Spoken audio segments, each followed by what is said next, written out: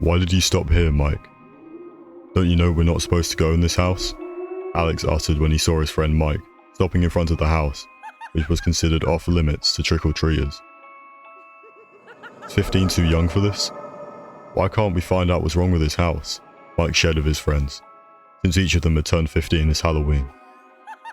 They all thought they were old enough and decided to go trick-or-treating at that house, for which it was well known that whoever goes in never comes back out. The three friends reached the doorstep. The house seemed quiet, and they felt a cool sensation around the house. Jim knocked on the door, and in just a few seconds, the door opened. Mike stepped inside and was surprised to discover there was no one around who could have opened the door. Alex and Jim felt something wasn't right, and pulled their friend back, but he went on anyway. So, the other two followed him inside the house. As soon as they reached the center of the house, they heard a loud bang. The door slammed shut. Jim sprinted towards the door to see if he could reopen it, but he felt goosebumps rise on his skin when he discovered it was locked. Guys, we're trapped," Jim stammered in fear, but his friends reassured him that the residents of the house might be tricking them. After all, it was Halloween night. They went towards the stairs in search of anyone who may be in the house. Alex and Jim led the way as Mike brought up the rear. But as Mike climbed the stairs, he heard steps behind him. "Who else is behind me?" Although Mike was considered the brave one among his friends, his breathing became hitched. He looked behind him but found no one. They heard a rattling sound coming from a room ahead of them when they reached the second floor. As soon as Alex opened the door, the three friends screamed uncontrollably.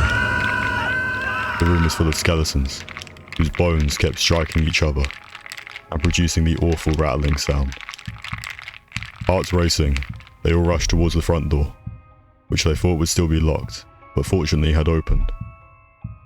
Alex looked behind him and saw a group of skeletons clanking their way towards him. Their eye sockets were hollow and dark, and as they advanced, they almost seemed to be smiling. A kind of rictus grin that only a skull can pull off. Alex shouted and tripped over a broom placed on the floor, and he fell. Jim and Mike had escaped, but one of the skeletons caught Alex's leg before he could reunite with them outside. The door then closed on its own, separating the three friends as they all began shouting. Jim and Mike were banging on the door as they heard Alex screaming inside. After a few seconds though, Alex had gone quiet.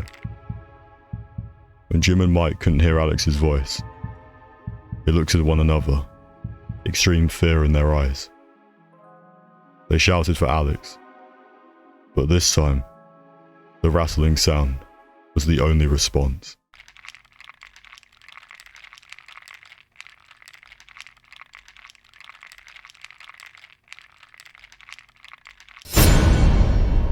Subscribe today, or beware.